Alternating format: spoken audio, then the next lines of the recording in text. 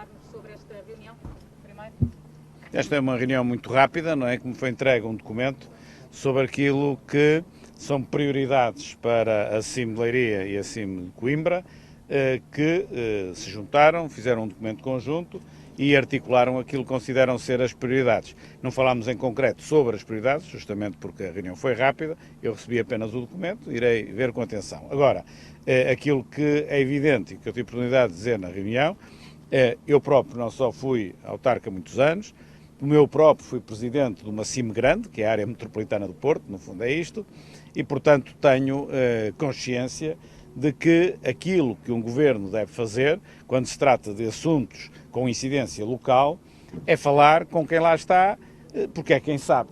Tantas vezes eu, como autarca, lidei com governantes que não faziam a mínima noção daquilo que estavam a falar relativamente a um território que desconheciam, e no meu caso era o Porto, que fará agora em caso de concelhos, enfim, mais distantes e mais distantes da capital e mais pequeninos e enfim, com realidades diferentes. Portanto, não é mais do que isto, ou seja, eu estou consciente, já estava, não é agora, força da experiência que tenho, de que os interlocutores privilegiados que nós temos são os autarcas e quando eles se conseguem juntar em torno de uma estratégia, mais fácil a coisa se torna.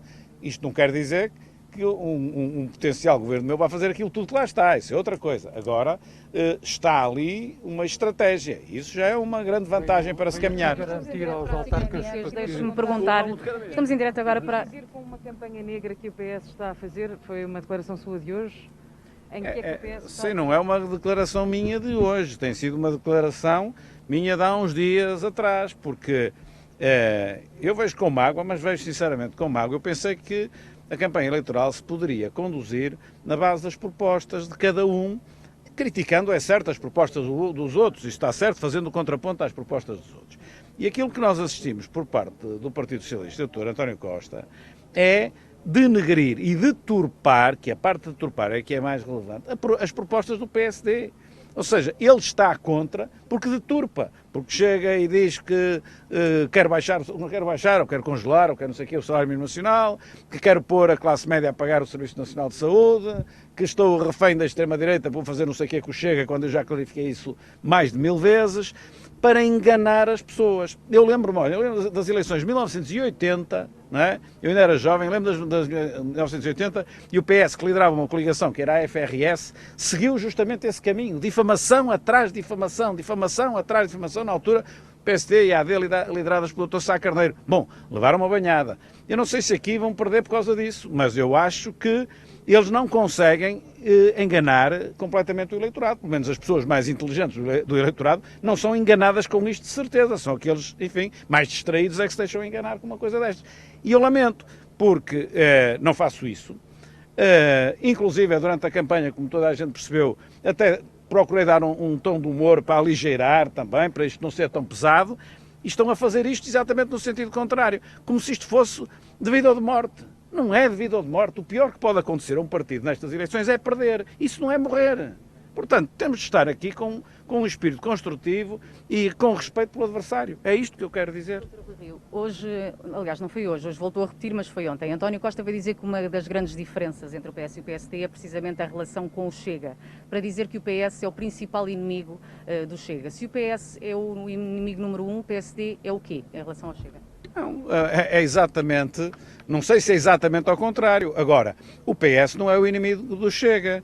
Quantos mais votos houver no Chega, mais facilmente o Dr. António Costa continua como Primeiro-Ministro. Portanto, o Dr. António Costa é um dos interessados em que o Chega tenha uma grande votação. Isto é absolutamente evidente, porque eu, para ser Primeiro-Ministro e o PSD para ganhar, não é, precisa que se vote no PSD. O Dr. António Costa precisa do contrário, que não se vote no PSD. Portanto, quantos mais votos forem para o Chega, mais facilmente o Dr. António Costa fica como Primeiro-Ministro. Portanto, não faz sentido ele estar a dizer que é o grande adversário. Isso não é linear, tem até um seu toque de hipocrisia, porque todos nós sabemos isso.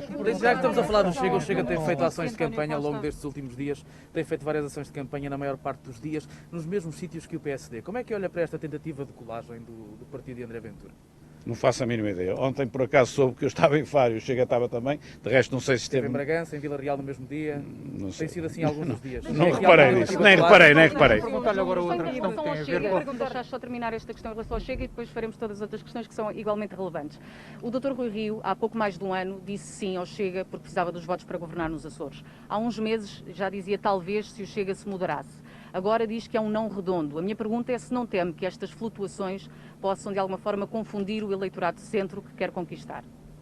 Não há nenhuma flutuação. Eu, nos Açores, não tive qualquer intervenção. Foi tudo feito ao nível regional. O que eu fiz relativamente aos Açores, porque acho que sou um bocadinho diferente daquilo que é comum, é dizer que estava concordante com aquilo que o PSD fez nos Açores. Mas não fui eu que fiz, mas estava concordante. Era mais cómodo dizer que discordava e agora não estavam com essas coisas. E estava concordante. Porquê? Porque aquilo que o Chega, na altura, solicitou ao potencial governo regional dos Açores eram 4 pontos absolutamente inócuos. E, portanto, se o PSD regional resolveu aceitar os pontos que eram inócuos e que eram evidentes e com isso conseguiu os 2 votos na Assembleia Legislativa Regional, eu na altura disse que estava de acordo, mas não tive qualquer intervenção nisto. Aquilo que eu estou a dizer agora é, claro, o Chega diz, eu vou dizer mais uma vez, estou sempre a dizer a mesma coisa, o Chega diz que só há acordo com o PSD se tiver ministros, se houver uma coligação pós-eleitoral com o Chega. E eu já disse que isso é absolutamente impossível. E, portanto, não há aqui outra conversa que não seja essa. É impossível. E, portanto, quando o Partido Socialista diz que eu preciso dos votos do Chega para votar, por exemplo, um orçamento, então também o PS precisa dos votos do Chega para derrotar um orçamento meu. Portanto, se os votos do Chega, se os deputados que o Chega eleger, resolverem votar de uma dada maneira, isto é uma coisa terrível. Se for da outra que beneficia o PS, já não é coisa terrível. Pronto, é isto. Perguntar-lhe, ouviu com certeza António Costa anunciar ainda com a campanha que é, o PS vai ter alguns nomes sonantes do partido nestes últimos 2 dias, Porto e Lisboa. Queria perguntar-lhe se do PSD, Passos Coelho, outros ex-líderes ou até, eventualmente, o ex-Presidente da República, Cavaco Silva, vão estar na campanha. A esta hora, neste momento, não lhe sei responder. Está-me a falar, provavelmente, com alta probabilidade, aquilo vai acontecer sexta-feira, daqui por 2 dias. Ainda só há umas horas atrás é que fechamos a forma como isso vai acontecer. Isso não lhe sei responder neste momento. Mas gostava que Passos Coelho fizesse parte da campanha. Não sei responder neste momento, nem vou alimentar polémicas agora em concreto. Mas gostava que ele estivesse presente? Não vou alimentar polémicas. Pode passar à próxima pergunta. Queria perguntar-lhe, ouviu com certeza António Costa anunciar os números do PIB e o INE, que entretanto veio dizer que estava a antecipar números que ainda não estão fechados. Como é que o senhor viu essas declarações? Aquilo que eu entendo que não é razoável é ele ter acesso a determinados números na sua qualidade de Primeiro-Ministro e tem ter o acesso sob reserva, não é? Embargo, achou que lhe dava jeito para a campanha eleitoral e resolveu divulgar como secretário-geral do PS e candidato, resolveu divulgar esses dados. É isso aqui que está mal, porque utilizou um dado a que teve acesso apenas porque é Primeiro-Ministro. Por outro lado, ele achou que aquilo era um número fantástico, e até está um número um bocadinho abaixo daquilo que eram as projeções do Governo, e nós precisamos de perceber uma coisa, um crescimento de 4%, depois de uma queda de 8, de mais de 8, 4, tal versus 8, tal, é óbvio, quando nós partimos de uma base muito baixa, a taxa de crescimento é evidentemente maior a seguir. Portanto, uma coisa é eu ter taxas de crescimento de 3, 4, 5%, e aí 4% é relevante, outra coisa é eu ter uma taxa de crescimento depois ter caído 8%. Se for o Governo quer ter um superávit logo no primeiro orçamento ou não, ou só no segundo? Não, isso já está no nosso quadro macroeconómico, que nós divulgamos na devida altura.